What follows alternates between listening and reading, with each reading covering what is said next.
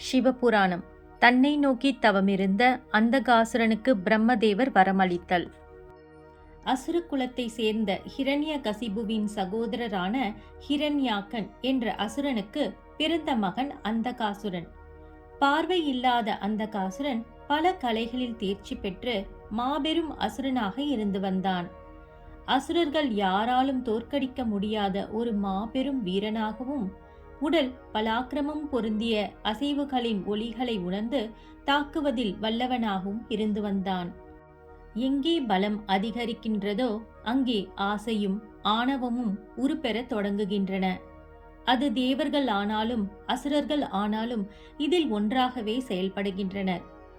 அசுரனாக பிறந்த அந்தகாசுரனுக்கு 3 உலகங்களையும் ஆள வேண்டும் என்ற எண்ணம் நாளாக நாளாக அதிகரிக்க தொடங்கின.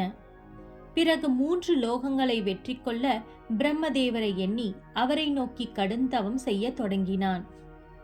பிரம்மதேவரும் அந்தகாசுரனின் தவத்தால் மகிழ்ந்து அந்தகாசுரனுக்கு காட்சியளித்தார்.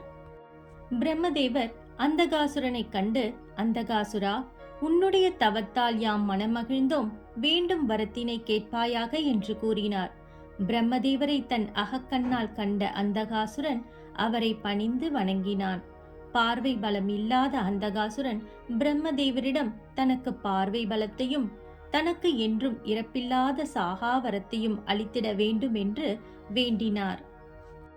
அதற்கு பிரம்மதேவர், அந்தகாசுரனே, இந்த பிரபஞ்சத்தில் தோன்றிய அனைத்து உயிர்களுக்கும் பிறப்பு எவ்விதம் இருக்கின்றதோ அவ்விதம் இறப்பு என்பதும் இன்றியமையாத ஒன்றாக இருக்கும். எனவே வேறு வரத்தினை கேள் என்று கூறினார். பிரம்மதேவர் கூறிய பதிலை சற்றும் எதிர்பாராத அந்தகாசுரன் தன்னுடைய மரணத்தை தானே நிர்ணயம் செய்யும் விதமாக வேறு வழிகளில் பிரம்மதேவரை வணங்கி கேட்டார். அந்தகாசுரன் தான் தாயாக எண்ணக்கூடிய ஒரு பெண்ணின் மூலமே என் மரணம் நிகழ வேண்டும், அதுவும் என்னுடைய மரணம் காரணமின்றி இல்லாது ஏதாவது ஒரு காரணத்தோடு மட்டுமே நடைபெற வேண்டும், அதுவும் என் தாயை நான் மோகம் கொள்ளும் சமயத்தில் மட்டுமே என்னுடைய மரணமானது நிகழ வேண்டும் என்றும் தனது பார்வை பலமும் வேண்டுமென்றும் கூறி மனதில் தந்திர எண்ணங்களுடன் தனக்கான வரத்தினை கேட்டான். படைப்பின் அதி உன்னத சக்தியான பிரம்மதேவர் அந்தகாசுரனின் எண்ணம் மற்றும் அவன் கேட்ட வரத்தினாலேயே அவன் அழிவையும் கேட்டு பெற்று கொள்கின்றானே என எண்ணி அந்தகாசுரன் வேண்டிய வரத்தினை அளித்துவிட்டு அவ்விடத்தில் இருந்து மறைந்தார். பிரம்மதேவர் மறைந்ததும் தனது முழு சுயரூபமான அசுரத்தனமான புன்னகையை கொண்டான். எவரேனும் தனது தாயின் மீது மோகம் கொள்வானோ, அல்ல ஈன்ற தாயே பெற்ற மகனை கொல்லத்தான் முடியுமோ? எனக்கோ என் தாயும் இல்லை, தந்தையும் இல்லை. அவ்வாறு இருக்க எனக்கு மரணம் என்பது நிகழ்வது சாத்தியமன்று என மிகுந்த ஆனந்தம் கொண்டான். இனி யாராலும் என்னை வெல்லவோ அல்லது அழிக்கவோ இயலாது என்று உறுதியாக நம்பினான். பிரம்மதேவர் அருளிய வரத்தால் பார்வையையும் இழந்த உடற்பொழிவையும் பெற்றான்.